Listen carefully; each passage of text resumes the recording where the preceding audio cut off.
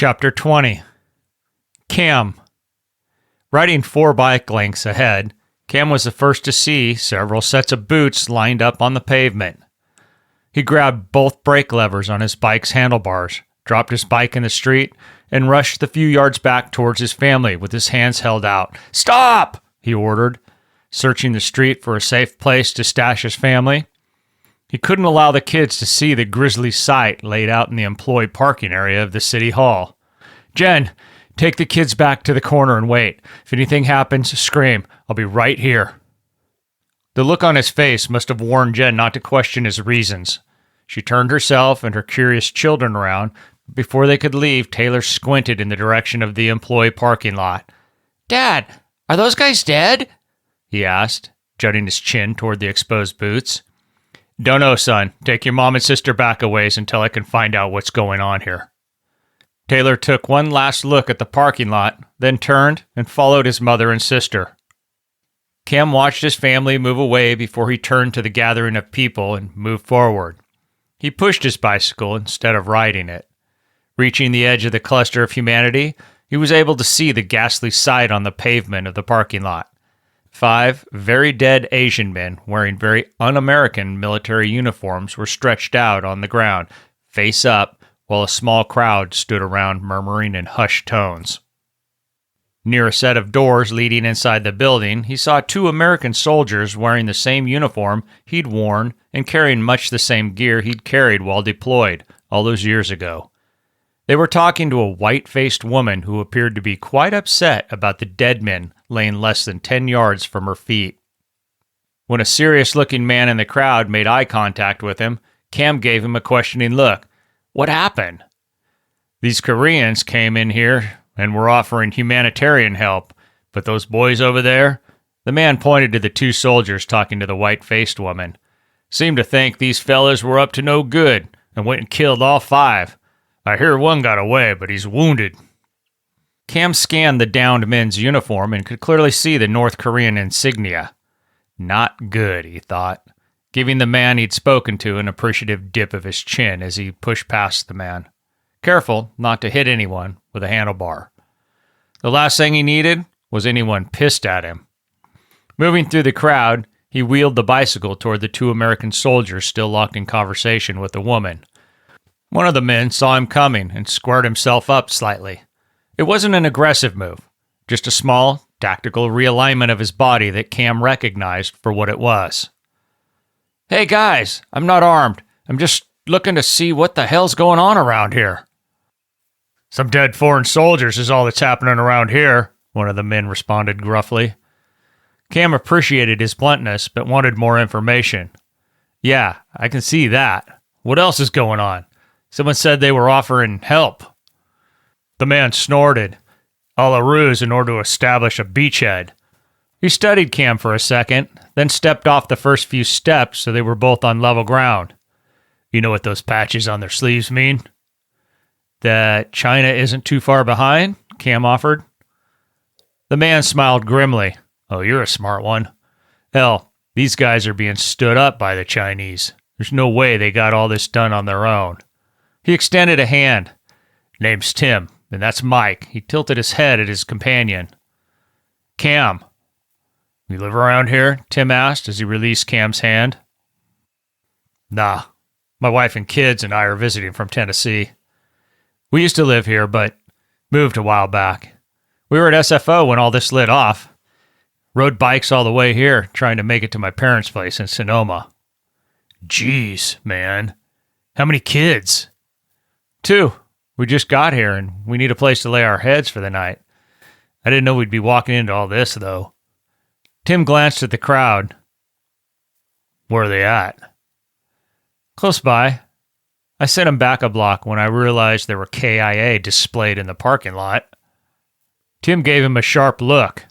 Cam didn't know if the look was for his usage of the term KIA or his display crack.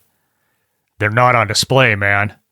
We couldn't leave them in the street, so we brought them here so the grown-ups could figure out what to do with them. Should have known better since they haven't been able to deal with their own dead, so here we are." "Are there more of them?" Cam asked. "Pretty sure we only got half the group." They're obviously here to organize local support for some supply line they intend to use to access SoCal. Cam thought about that for a minute before responding. Are you two part of an A-team or an ODA or whatever you guys are calling them now? Cam's question took Tim by surprise, and it showed in his expression. Not many civilians knew the term A-team, much less ODA or Operational Detachment Alpha. Yeah, we are. Where are the other 10 guys? Cam asked, digging deeper for answers.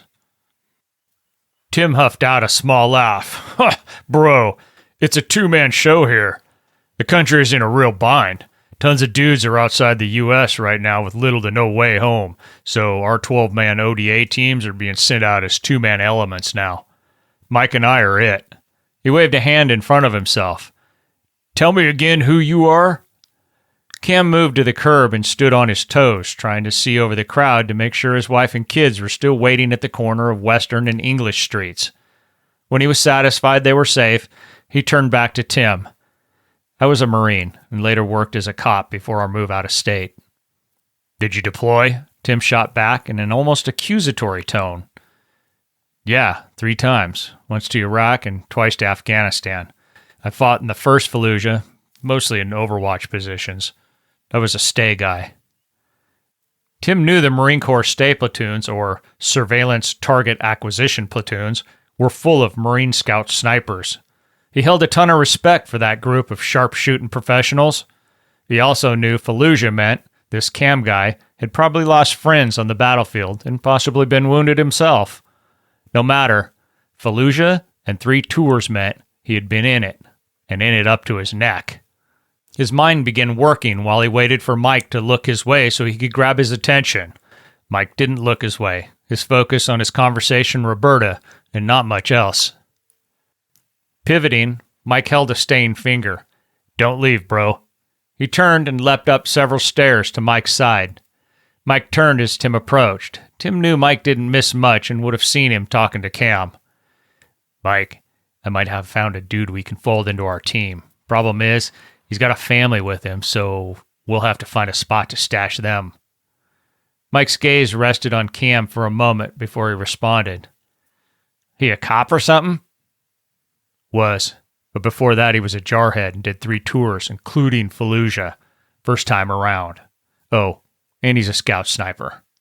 At the mention of Cam's MOS, or military occupational specialty, Mike perked up visibly. You have a rifle here? Tim's shoulders sagged. Nah, I don't think so. He actually lives somewhere in Tennessee and was at the airport visiting when all this kicked off. Mike turned back to Roberta. Can we talk more about all this in a minute? I promise I won't bring more dead guys to your place of employment. I just thought maybe your top cop could deal with this mess instead of leaving them out on the street. Without a word, Roberta turned and disappeared into the city hall. Mike spun on a hill and descended the stairs. He advanced on Cam, hand held out, his face a mask of seriousness. Name's Mike. Tim says you were a devil dog and saw some action in the box. Fallujah, I think he said. That's right, Cam answered, taking Mike's hand. My name's Cameron Griffin. I was a Marine. I did some time in law enforcement. Now I'm stuck here with my family. Where are you headed now? Mike asked as he studied Cam. My parents live in Sonoma. I was hoping to make it out there and link up. What if I could get your family out there and make sure everyone has enough food to last a while? Would you consider doing your country a square? I need guys who can handle themselves, these shitheads here. Mike swung a thumb over his shoulder toward the chewed-up North Korean men on the ground. Are just the tip of the iceberg. There are more coming, probably sooner than later. Tim and I have been tasked with disrupting their operation by any means possible, but there aren't many of us. If you're trying to recruit me, that worked once, but not now. I have my family here, and we're not real sure about our future. Hell, we need to get back to Tennessee. Mike pursed his lips. Ain't no one going anywhere soon, brother. We're at war, and the enemy is here. He's got boots on U.S. soil, and unless you want your kids growing up speaking Chinese or Korean, we all have to pitch in on this one, he finished, chewing on the inside of his cheek and hoping this do it for Uncle Sam so your kids don't grow up eating kimchi speech would have the desired effect. Cam spread his hands, palms out. Been out of the Marine Corps a long time. I don't have anything here in California except what I'm wearing and a few extra pairs of skivvies in this pack. Mike chuckled. Your get-up is a little démodé for what we're about to get ourselves into. A couple of my guys are from the area. They say there's a gun or sporting goods store in town that has a lot of what we need to go after these guys. Cam's chin sagged to his chest for a moment. He shot a look in his family's direction. I can't just leave my wife and kids, man. Mike was becoming impatient. People weren't getting the gravity of what was barreling their way. When a former Marine and policeman didn't get it, there was a huge problem. Listen, man, I don't think you get it, Marine. They're coming, and they're coming hard. These dead dudes were just an attempt at winning our hearts and minds. When they realize this isn't working, it's right back to what they do best. Oppress, murder, separate families. I mean, that list goes on and on. Cam snapped his fingers. Hey, I saw one of your guys' helos shot down south of here. When? Mike demanded, his recruiter's face gone, replaced with the face of a serious professional. A couple days ago, south of here. It was close to the water, the bay's water. I saw a smoke trail, it contacted the bird, and, well, it started spinning and was on fire and went down. Did you go out and check for survivors? Mike snapped, knowing Cam had witnessed his insertion aircraft being shot down. No, man. It was like several miles away, and I told you, I have my family with me. Though Cam defended his actions, Mike could see the guilt the man felt, but he still wasn't happy about it. Mike turned to Tim. This is turning into a goat rodeo, bro. Tim nodded. Cam waited briefly while the two Green Berets discussed the existence of anti-air units on the ground ahead of the main invasion and what that meant for their own resupply issues. If the Army, or whoever was tasked to fly into the area to drop ammo, food, and other equipment, refused to fly, they'd be left on an island. Finally, Cam gave Mike a wave. Hey guys, I've got to find a place for my family for the night. Good luck with what you're doing. Distracted and probably realizing he couldn't be recruited, they only gave him a half-hearted thumbs up. With a grim nod, he turned and walked back toward his wife and kids. When he reached Jen, Cam gestured back the way they'd come. What's going on? She whispered, trying not to alarm the kids. There are two Army Special Forces type back there who say we're being invaded by China and North Korea or something like that. I have to think they know what they're talking about after all we've seen, she said. Wait, what? Taylor interjected. Who's getting invaded? When he didn't answer his son's plea for information, Jen spoke up. What else did they say? Cam bit his lower lip before answering. They tried recruiting me to fight with them. Are you going to do it, Dad? Taylor asked excitedly. No, son. I already served this country. Plus, I have to get us all to a safe place. Jen swung her leg over her bike. They just wanted you to leave your family on the streets and run off to fight some war? His mouth moved, but he didn't speak. He suddenly realized that if the country was about to be invaded by a capable force, the offer to join the Army guys in exchange for placing his wife and children in a safe place and feeding them sounded better than what he was muddling through at the moment. They said they'd get you guys to my parents and leave some food if I helped them out. Jen recoiled. You're not leaving this family, Cam. No way. We have no way of knowing where you would be or whether you were safe. You can't leave us. Cam gave her a tired, gentle smile. I'm not leaving, babe. Let's get going and find some place to sleep for the night. I'm hungry, Layla said as she followed her mom and dad, her feet pumping the pedals of her bicycle. We're all hungry, kiddo. We'll find some food real soon, he said, hoping he would be able to make good on his statement. After the Marine left, Mike and Tim finished their discussion and re-entered City Hall in search of Roberta. The flicker of light from a candle led them to the city manager's office. Roberta, we're going to take off and go find the rest of these guys, but I wanted to tell you thanks. You did a great job. It was a good thing you did today. Her eyes were red-rimmed and glassy, even in the low light of the single candle. She regarded the two men standing inside her office doors, probably asking herself how in the hell she'd got herself into this mess. Less than a week prior, she'd wielded the power to cut the knees from under men like them, and now she was doing their bidding. Mike could almost read the thoughts mirrored in her expression. Her actions had cost the lives of 7 men, and she hadn't yet come to terms with that tribulation. Greg had a wife and 2 kids. Clay, well, he'd hardly begin life. I'm not okay with what you did to the Korean men either, but I'm most disturbed by the human lives it cost us as a community, she said, her chin rising as she spoke. Someone will be required to contact both men's families. With things the way they are here, I don't even know how that will be accomplished. A city van in the parking lot was serving as a makeshift morgue for the 2 friendly KIAs from the earlier ambush. Clay and Greg had been killed when G fought his way off the X and into the neighborhoods. I didn't know they had wife and kids, Mike murmured. Roberta sniffed as she met his gaze. Well, now you do. Mike drew a long breath before speaking. I'll write a letter to both families explaining how their men died. I've done it before, and I'll do it now, but that has to wait because we're about to be run through here. Your city sits on a major artery the enemy sees as a very important pipeline for their resupply route. I'm guessing that by this time tomorrow, troops will be fighting, or at the very least, controlling everyone's ability to move about.